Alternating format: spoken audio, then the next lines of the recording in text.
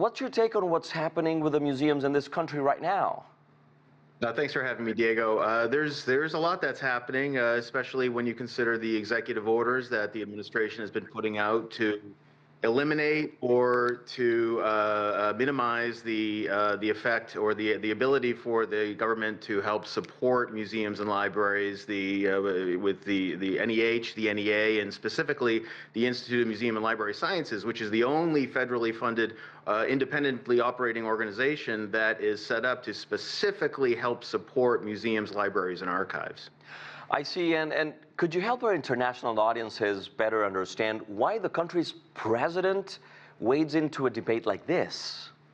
Diego, I'm not a political scientist, so I can't speculate on the administration's rationale. But what I can say is that when you look at the administration's immediate actions in terms of government efficiency and federal spending, the IMLS accounts for only 0.0046 of the federal budget, the annual federal budget. So, in terms of cost savings, I don't see that as one of their, let's say, effective initiatives. And in the U.S., most museums are private entities, right?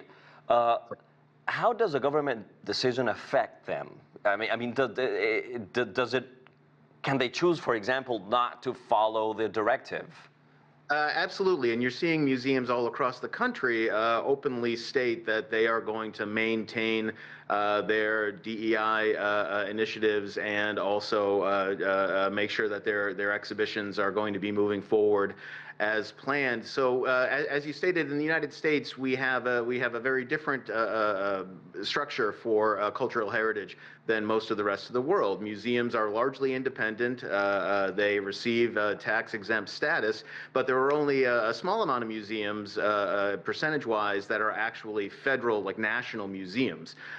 These are the National Gallery of Art, the Smithsonian, even though the Smithsonian is also kind of an interesting organization in terms of its governance, but it still directly impacts how these museums can operate. The way I talk to my students about it is when you think about your money for the week, if you had to continue to operate with only 75% of the funding that you thought you had, how do you actually make that happen?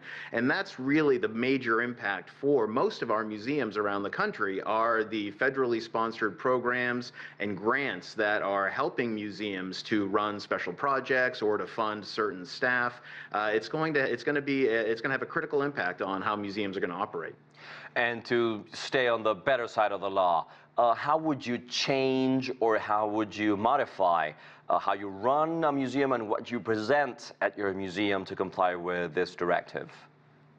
Well, I think a lot of it's going to have to do with the perception of the narratives that are being told. That's one of the major issues that museums currently face, I think, is this idea of neutrality. But it's not really so much about politics; it's about perspective, and it's about, as your previous piece just noted, about telling those stories that have not yet been told. And I think that's where museums are carefully weighting how they're going to approach. I believe that most museums are still going to proceed in order to fulfill their mission, to be able to tell the stories that their community has empowered them to tell. And Andrew, what do you think is next now?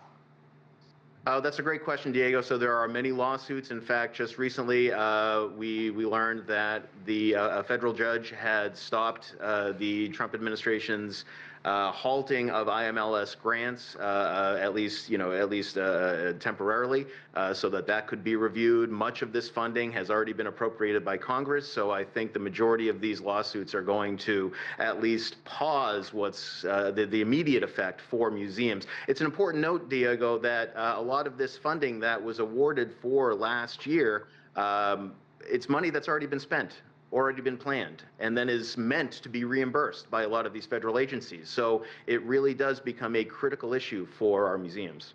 I see. Andrew Saluti, thank you so much.